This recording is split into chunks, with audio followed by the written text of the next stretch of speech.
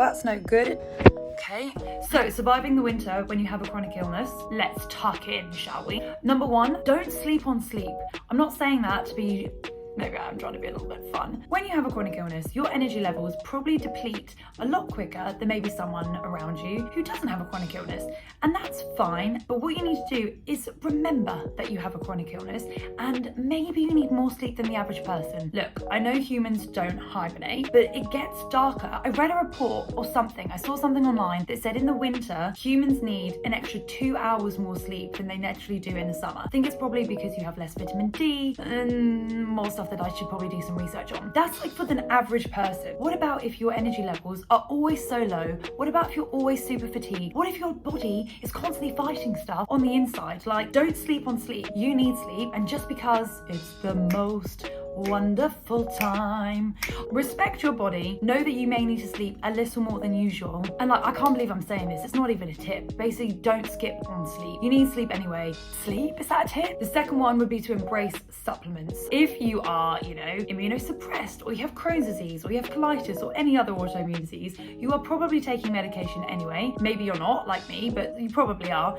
The most important thing is to not, get complacent with supplements. Supplements can do great things. They're not miracle workers. They're not going to cure your illness, but they can really, really help. For me, when I was first diagnosed with Crohn's, I was like, taking all these supplements, and they'd kind of come out whole in the whole pill form, and I was like, that just went straight in and straight out the other end. There's some amazing brands that do like spray supplements which absorb much quicker. I mean that you don't have the problem digesting them. I will try and leave some in the comments, but if other people know them, like, sure, recommend. I see them online all the time, like lists of how people take them. Great. But they're going to be really, really good. So I think things like magnesium if you have really poor sleep, vitamin D obviously in the winter. Also, what I tend to take is omega-3.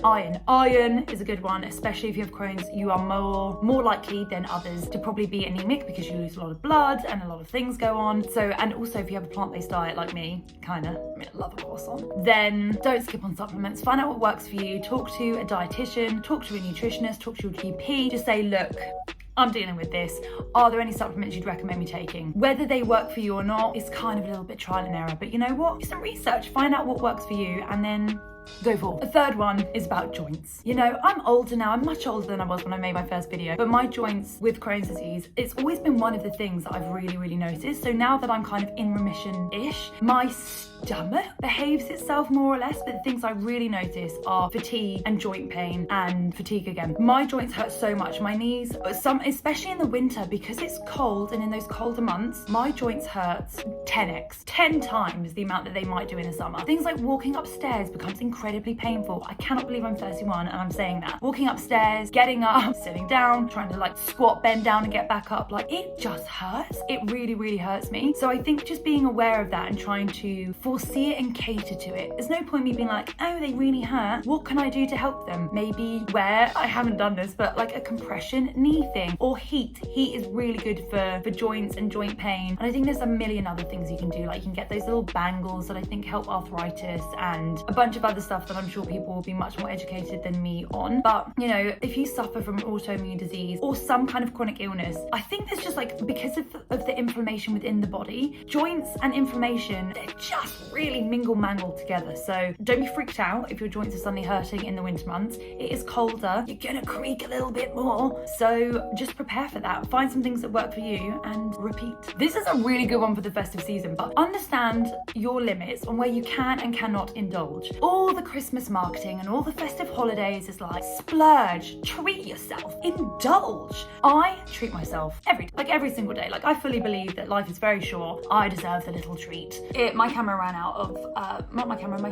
out of memory. Where were we on the order list? Understand where you can and cannot indulge. Yes, because Christmas marketing, right? And like holiday season and all of that kind of stuff, it's like, oh, do more, indulge, do this, do that, whatever. That's fine. But what I think is really important when you have a chronic illness is like knowing your own boundaries and knowing your own limits and being able to, like maybe be flexible with what that is, but within your own parameters and within your own limits. So like, for example, one person might be able to be like, oh, I know that I'm able to put extra plans in because my fatigue isn't too bad, or I've really got it under control, or I'm taking supplements, or whatever that is. Another person might be like, actually this time of year I find really difficult because everyone's trying to feed me more food that I really can't eat, or food that aggravates my stomach, or whatever it is. Find what your, window of tolerance is in terms terms of how much you can have a bit of leeway in indulging and treating yourself. There's no window of tolerance. Great. Put your foot down and be like, sweetie, I have a chronic illness. Doesn't matter what the month is. Other people, maybe like me, might be like, I can't have dairy. I really can't. It really messes with my body. But if someone offers me a Baileys, sure. If I have one, I think I'll be okay. If I have two, more fool me, I'll be on the toilet all night. But is it worth it? It really depends on the company, doesn't it, to be honest? Choose what's right for you within your own boundaries and respecting your own health. Find out what you can and can't do and stick to it. And finally, where would I be remiss without mentioning gut instinct? Because you should always trust your gut instinct, and that is to listen to your body. So whatever your body needs, even if it's like slightly more demanding, your body is your home, and unfortunately, you have a chronic illness. So sometimes you just got to give it a little bit more love, a little bit more respect, a little bit more patience, a little bit more time, and just roll with it. Don't be so hard on yourself just because this is a time where everyone else goes crazy, everyone's having fun, and everyone's doing everything. Like, yeah, great, okay, sure, that's great for you. Unfollow people who make you feel like shit on social media. Like, now is not the time to be made to feel even worse about yourself. So cull those people, get rid of them. Only follow people who make you feel good and positive. Maybe get off social media for a little bit. Read a book, draw something, go on a walk. Like, find other ways to entertain yourself other than scrolling on the internet. Another top tip, if you really struggle with fatigue and getting up in the morning, especially now it's dark, and especially when you've got a chronic illness, like wham bam, that is not fun. You can probably see it there in the corner. Ignore the awful, I'm redecorating, okay? Just ignore this. I invested in a Lumi lamp, but no matter how much I sleep, I will always wake up tired. It's just the way it is for me. Got a Lumi lamp because I saw so many people rave about it, and I was like, yeah, I'd probably rather wake up to a little bit of light and alarm rather than just like vile. It is helping. I'm still tired when I wake up in the morning, obviously, but throughout the day and throughout the morning, I have noticed that I have more energy than I did when I guess I woke up with a normal alarm. So maybe whack it on your Christmas list, or borrow someone else's. Anyway, have a good week. Enjoy yourself, whatever you're doing, and look after your body. Always look after your body. Okay, we need to end this video. Okay, bye.